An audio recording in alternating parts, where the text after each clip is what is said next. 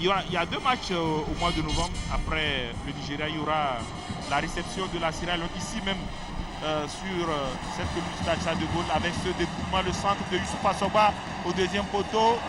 Jodel Dossou qui est court, ce qui permet aux Zambiens de ressortir. C'est Firi qui était là et toujours les Bénois au contrôle avec Adeoti qui s'appuie sur Jérôme Bonou, le 1-2 avec ses seigneurs qui écartent pour David Kiki.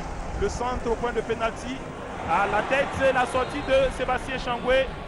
Le capitaine Adrien Chama qui a cherché la remise en jeu latérale. Attention, la première frappe pour prendre, on va dire, le poule du gardien béninois. Oh, l'envie donc de gagner les duels, c'est ça que le public aime, c'est ça que le public adore. Et je pense qu'il a ces qualités-là. Attention à cette frappe croisée et l'ouverture du score.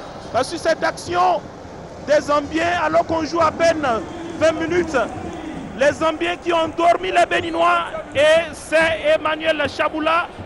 Chonga Justin qui... On revoit tout ça. Oui, et c'est comme on l'a dit à l'entame, une balle en profondeur. Le contrôle et puis la frappe croisée, elle n'est même pas appuyée. Juste le ballon qui est mis hors de portée de Fabien Fanol.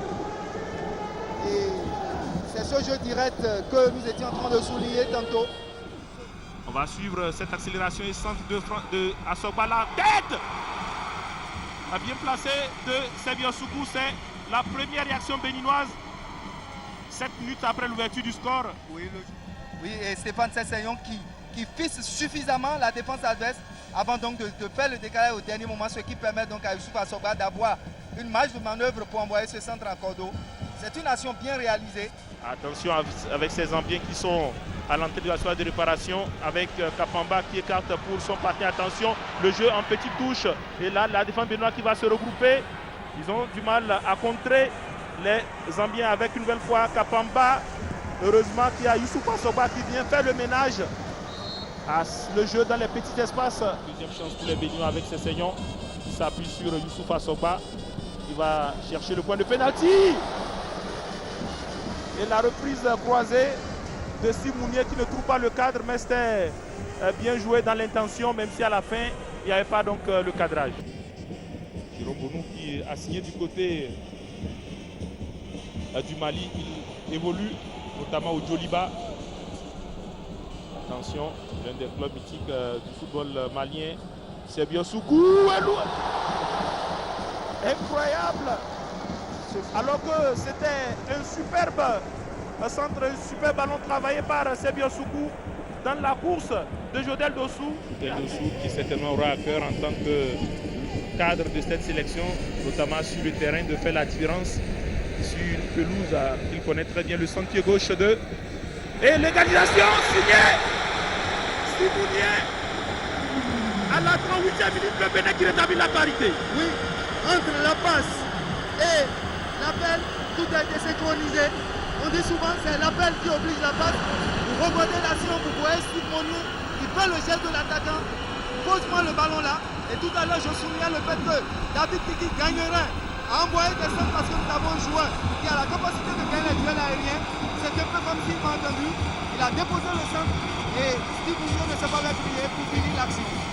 Alors une balle manquée par Jérôme Bonou à la balle de Kapumbu, Kabou Chonga, non c'est plutôt Boalia Rally qui va écarter pour son partenaire. La frappe qui rase le montant gauche des buts de Fabien Fanol qui s'est envolé. Les Zambiens une fois encore ont montré là une facette de leur jeu et l'arbitre togolais Nyama Akleso qui renvoie les 22 acteurs au vestiaire.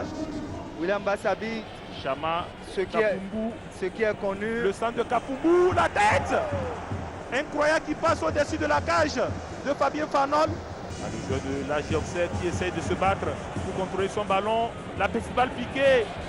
Et point favorable pour les Béninois. Penalty. C'est un penalty. Oui, voilà. C'est un penalty puisqu'il y a une faute. On retient notre souffle. C'est saignant. Et voilà, c'est arrêté. Ce n'est pas bien exécuté techniquement. Et regardez le comportement de cette défense béninoise. Le centre et la tête défensive de David Kiki. Attention! Et la frappe à bout portant qui cloue le gardien. Une fois encore, vous étiez en train de pointer du doigt le comportement général de la défense du Bénin sur cette action. Les Zambiens qui sont forts dans les petits espaces. Et voilà l'homme qui a marqué la CAN 2019, Michael Poté, avec ce doublé retentissant face au Ghana. Au Stade du Ghana, qui fait son entrée peut-être pour chercher du bout du pied la balle de l'égalisation. Le Bénin qui égalise. Égalisation béninoise dans les ultimes secondes de cette partie.